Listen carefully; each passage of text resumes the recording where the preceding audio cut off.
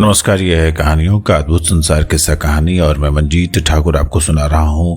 भारतीय पूर्वी भारत के देहातों पर, खास करके उत्तर प्रदेश के देहातों पर आधारित एक बहुत ही अच्छी रचना जिसका नाम है देहाती दुनिया, जिसे लिखा है आचार्य शिव पूजन सहाय ने। आज सुनिए इसका 8वां खंड, जिसका शीर्षक है पाणे जी का प्रपंच। झूठे लेना, झूठे देना, झूठे भोजन, झूठ चवेना। कमरू कमच्छा के बहाने से चारों धाम की यात्रा के लिए निकले हुए पाणे जी अपना असल मतलब गांठ कर घर आ गए। तीर्थ यात्रा से लौट जाने पर बाबू राम टहल सिंह की बुढ़िया माता से पाणे जी कहने लगे कि कमरू कमच्छा जाकर पूजा पाठ और तंत्र मंत्र कराने के लिए जो 1000 रुपए मिले थे, वो तो आने जाने, खाने पीने और पूजा पाठ में कौड़ी कौड़ी खर्च हो गया। बैजनाथ जी पहुंचने पर एक अपने चेले को भी साथ ले लिया था। उसके साथ रहने से बड़ा आराम रहा। सेवा टहल के लिए वो काफी था। बुढ़िया ने पूछा, आपको तो चूल्हा फूंकना सुहाता नहीं, खाते क्या थे? परदेश में सीधी के पेट के ही सिर बेचती है। पाणे जी ने हंसकर कहा, एक और दूसरा चेला भी तो था, उसने बड़ा सुख पहुंचाया। वो 5 पीढ़ी का चेला भी तो है। सबसे बड़ी बात यह है कि अपनी जाति का था, इसलिए बनी बनाई रसोई मिल जाती थी। आपको तो मालूम ही है हमारी जाति में चूल्हे चौके का कितना बखेड़ा है। 3 कनौजिया, 13 चूल्हा। वहां कमरू कमच्छा में आचार विचार बहुत कम है। इससे खाने पीने की पवित्र चीजें बड़ी महंगी मिलती थी और जाने दीजिए, तंत्र साधने के लिए सामग्री जुटाने में बड़ा दाम लगा। समझिए कि तेली की खोपड़ी खोजने में 50 रुपए लग गए। बानर की हड्डी और सियार की खाल के लिए बड़ी झंझट उठानी पड़ी। बाभन के लड़के का टटका मुर्दा मंगाने में 1 मुठ 200 रुपए देना पड़ा। आधी रात को अकेले नदी के किनारे जाकर धोबी के पाट की लकड़ी काट कर लानी थी। सिर्फ इतने काम के लिए वहां 25 रुपए एक आदमी को दिए गए। मेरी तो छाती फट गई। अगर यहां चाहूं तो धोबी के पाट की बात ही क्या, आधी रात को गंगा पार से धरन मंगवा लूं। मगर असल बात यह है कि देश में जो चीज कौड़ी के मोल की भी नहीं होती, परदेश में उसी के लिए रुपया खर्चना पड़ता है। अब आपसे अधिक क्या कहूं, घर आते आते कौड़ी का एक दांत भी नहीं बचा। वहां से एक सिद्धौघड़ को 500 रुपए और भेजने पड़ेंगे। मैं वचन दे आया हूं कि घर पहुंचते ही दक्षिणा भेज दूंगा। पूर्णाहुति मेरे सामने ही हुई। उसने मेरे आने के समय साफ कह दिया, दक्षिणा भेजने में देर करोगे तो पूर्णाहुति से एक पखवाड़े के भीतर ही 500 के बदले 5 दूना 1000 का कोई माल नुकसान हो जाएगा। बुढ़िया ने डर से चौंकते हुए कहा, अरे बाप रे बाप, दक्षिणा बाकी रखने से क्या फायदा? उसका परतवाई कौन लेगा? दक्षिणा एक तरह का पराजित है। उसको जहां तक जल्दी हो सके अपने सिर से उतार देना चाहिए। आज ही 500 लेकर भेज दीजिए। इस मौके पर रुपए का मुंह देखने से काम नहीं चलेगा। मेरा लड़का सुख से रहेगा तो वही मेरे लिए असरफियों का गगरा है। आज मालिक होते तो थैली की पेंदी काट देते। अपने लड़के की जान के आगे मुझे रुपए का तनिक भी मोह नहीं है। दुनिया में बेटा बेटी से बढ़कर दूसरा धन क्या है पंडित जी? कोक भरी पूरी रहेगी तो आंखों में रुपयों का मोल बना रहेगा। नहीं तो क्या रुपए देखकर जुड़ाऊंगी? मोहर लुटाए कोयले पर छाप। पाणे जी ने बड़े ढब से पूछा, तो दीवान जी से लेकर आज 500 भेज दूं? पर आप उनसे पहले कहवा दीजिए, नहीं तो देने में हुज्जत करेंगे। बुढ़िया ने अपने हाथ के सुनहले कड़े को घुमाते हुए कहा, हुज्जत क्यों करेंगे? क्या अपने घर से देंगे या उनके कहने या मांगने की जरूरत क्या है? मैं अपने पास से दूंगी, फिर हिसाब करके मैं उनसे लेती रहूंगी।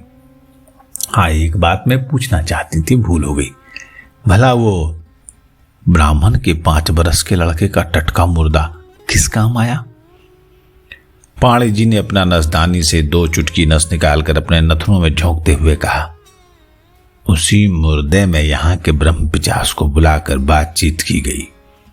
विनती की गई, समझाया गया, मनाया गया, पूजा हुई, आरती हुई, चारा बनवाने और पुष्ट दर पुष्ट पूजा देते रहने का संकल्प हुआ। बढ़िया, फिर वो मुर्दा का क्या हुआ? पाड़ी जी ने कहा, जहां से जिस तरह उखाड़ कर लाया गया था वहीं उसी तरह फिर से गड़वा दिया गया। उसी रात को जो उखाड़ कर लाया था वही गाड़ कर आया। 2 दफे उसको अकेले आना जाना पड़ा। समझिए कि ये भी एक महाप्रेत ही था। 200 रुपए लेकर उखाड़ लाने गया था और गाड़ कर लौटा तो फिर 100 लेकर ही उठा।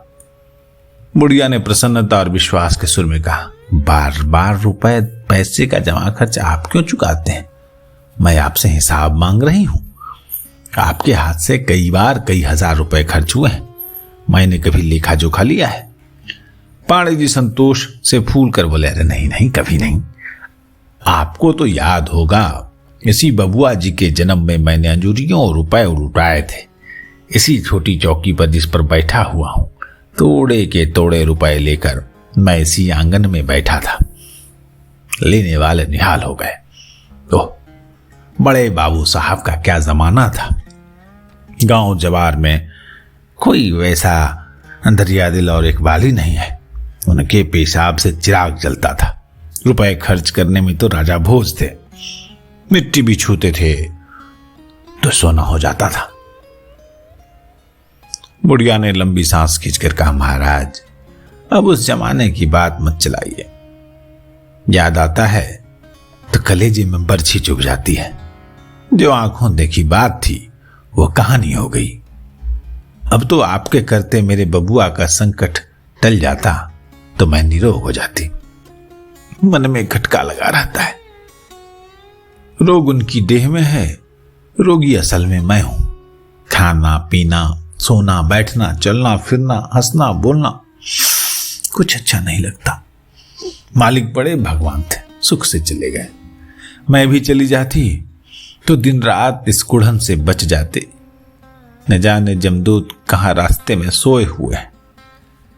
आज लड़का अगर हंसता खेलता रहता तो देखकर मन भरा रहता। उसका कलेश देखकर रोते रोते छाती पक गई। किसी तरह दिन भर रही हूं। बेटा भतार का दुख देखा नहीं जाता, मगर क्या करूं, जो उसके नसीब का भुगतान है उसमें अपना कुछ हाथ नहीं। अब तो राम का भरोसा है। बार बराबर बार है, तापर बहुत बयार।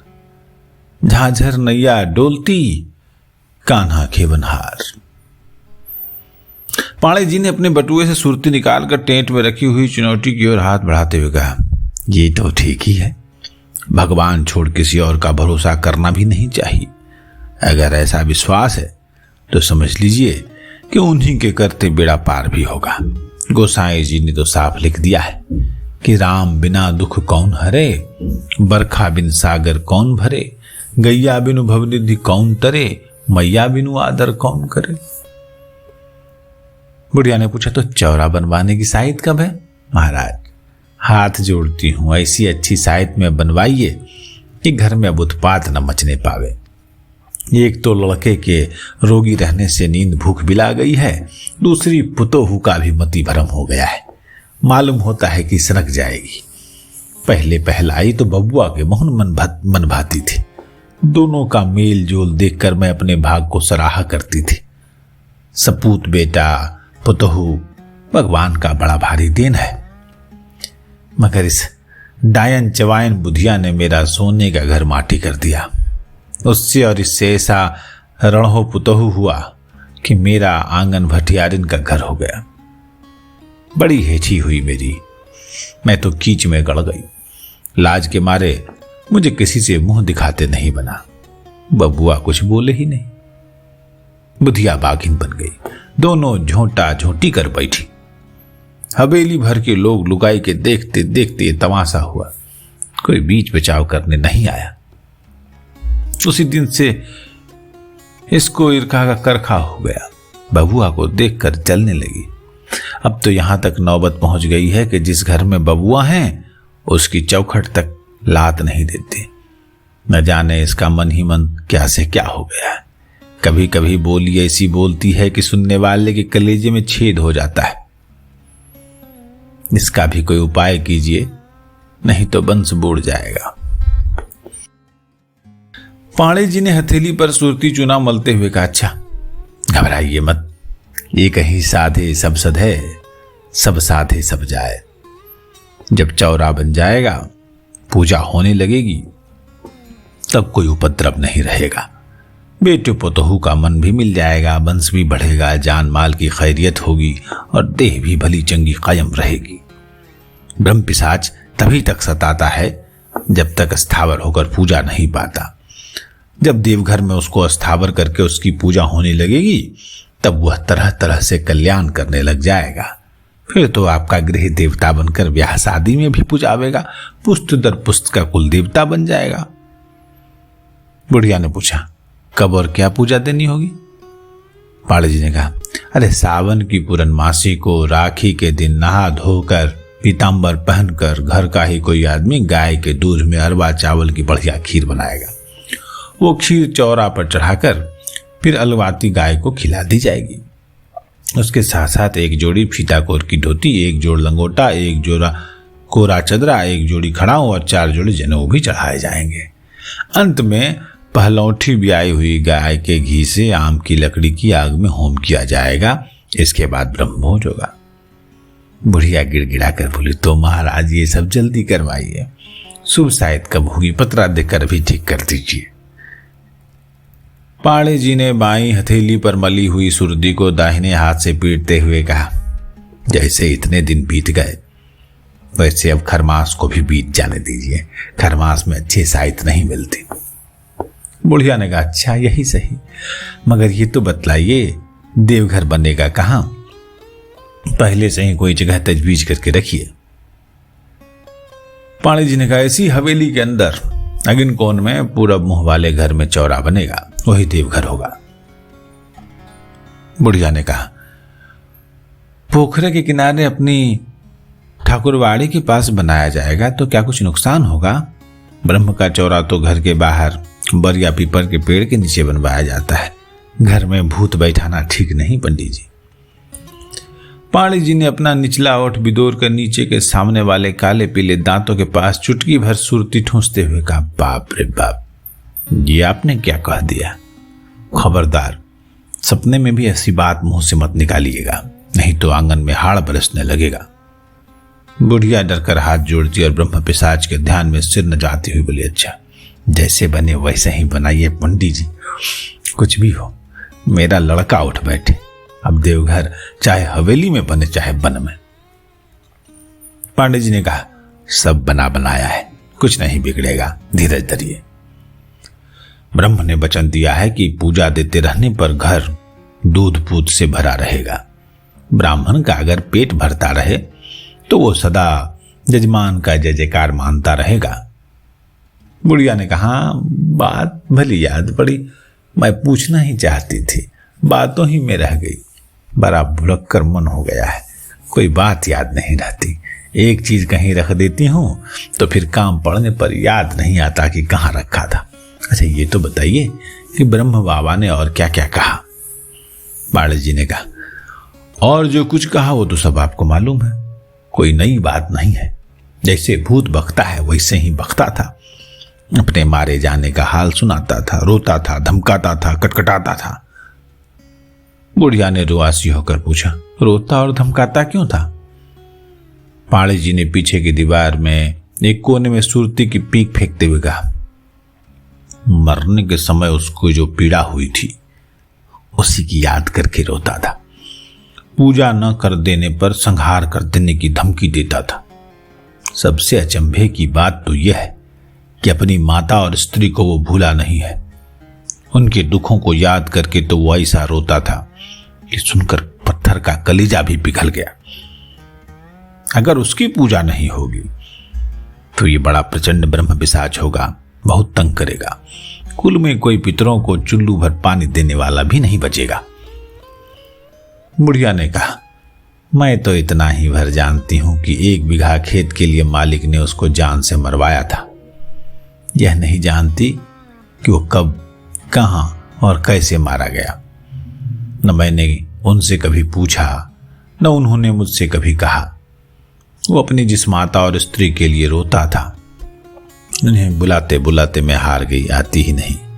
अगर वे आ जाती तो मैं कुछ गंगा जल लेकर वो 1 बीघा खेत उन्हें दे देती, बल्कि उसके साथ साथ 5 बीघा और दे देती। कुछ महीना बांध देती, सीधा और जड़ावर दिया करती, कोई आवे तो।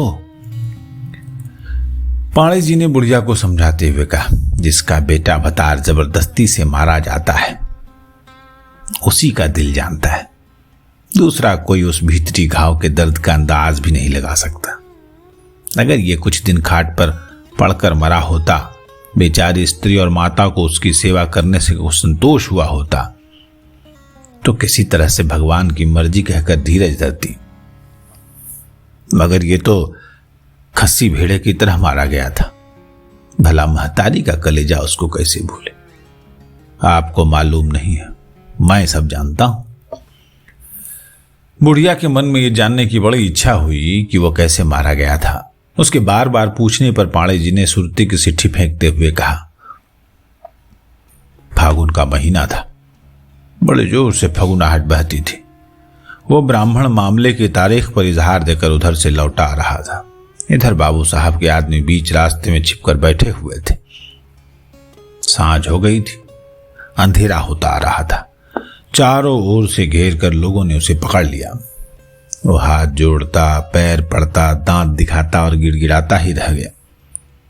लेकिन उसकी महतारी ने तो खरी जितिया की ही नहीं थी। जान बचे तो कैसे। मुंह में कपड़े ठोस कर लोग एक बगीचे के पगार की खाल में ले गए, फिर पटक कर तले ऊपर 2 लाठियों के बीच में गर्दन दबा दी। बस फटाक फटाक जीभ और आंखें निकल आईं। ऊपर से लोगों ने गाड़े की भी चोट दी, मगर वो तो पहले ही टन्न हो गया था। बुढ़िया का कोमल कलेजा कांप उठा। कलप कर बोली, हाय हाय, कसाई भी ऐसे निठुर नहीं होते। अरे अगर मारना ही था तो जहर दे देते, क्या वो संखिया पचा जाता? जब वो इस तरह तड़प तड़प कर मरा है तभी तो इतना उत्पात कर रहा है। राम राम राम, ये मर्द बड़े कटकरेज होते हैं। पाणे जी ने नजदाने की ठेपी निकालते हुए कहा, आपको मालूम नहीं है वो कितना बड़ा फरफंदी था। सन 57 के गदर वाले बाबू कुंवर सिंह की तरह वो भी कहा करता था कि मामले की मुक्ति हाईकोर्ट में होती है। उसका बाप सैकड़ों बीघा खेत छोड़ गया था, मगर उसने अदालती मामले लड़ते लड़ते सब बेच डाला। बड़ा भारी मुंहफट भी था, जबान में लगाम थी ही नहीं, एकदम बेहया मांगता था। उसने किससे 2-4-10 लेकर न खाया पचाया होगा। लौ अक्षर के सिवा तो 2 अक्षर पढ़ा ही नहीं था। पाजी तो ऐसा था, एक दिन बड़ी डेवढ़ी के चौतरे पर चढ़कर 50 आदमी के सामने बाबू साहब को गंडो गालियां दे गया। उसी दिन की गाली तो उसकी जान की गाहक बन गई। बुढ़िया की आंखें डबडबा गई। रुधे कंठ से बोली, राह चलते ब्राह्मण को कोई नहीं मारता। जब वो छप्पर पर चढ़कर ऊधम मचावे तभी भी उसे बचाना चाहिए। लुच्चे लफंगे के गाली देने से किसी भले मानस की बेइज्जती नहीं होती। जो भला मानस है वो हमेशा भला मानस ही रहेगा, और जो नंगा लूचा है वो हमेशा नंगा ही रहेगा। महादेव जी पर कौआ बीट कर देता है तो क्या उससे उनका महात्म कम हो जाता है? बड़े आदमी को अपनी इज्जत अपने हाथ में रखनी चाहिए। पांडे जी ने लगातार 2-4 बार नस सुलगते हुए कहा, जाने दीजिए, जो होना था हो गया। बीती ताही विसारी के आगे की सुधि ले हो। शनिचर के दिन अच्छी साइत है, महावीर जी का दिन है। भूत प्रेत की बाधा महावीर जी की कृपा से जल्दी दूर होती है। उसी दिन देवघर में ब्रह्मस्थान बनी तो अच्छा है। बुढ़िया बेचारी लंबी सांस खींचकर तलमलाती हुई उठ खड़ी हुई। पाणे जी लाठी टेकते हुए और खांसते हुए बाहर चले गए। ये सुन रहे थे आप पांडे जी का प्रपंच। ये 8वां खंड था शिवपूजन सहाय के उपन्यास देहाती दुनिया का। आवाज आप सुन रहे थे मंजीत ठाकुर की। चैनल है किस्सा कहानी। ये उपन्यास और ऐसी ही हमारी सारी कहानियां आपको साहित्य के सागर में डुबकी लगाने के लिए ले जाती हैं। कोशिश कर रहे हैं। आपको अच्छी लगे तो लाइक कीजिए, कमेंट कीजिए, शेयर कीजिए, दोस्तों को सुनाइए, बच्चों को सुनाइए, क्योंकि ये चैनल सिर्फ लाइक और कमेंट का भूखा नहीं है। ये हम कोशिश कर रहे हैं साहित्य की सेवा करने की। नमस्कार।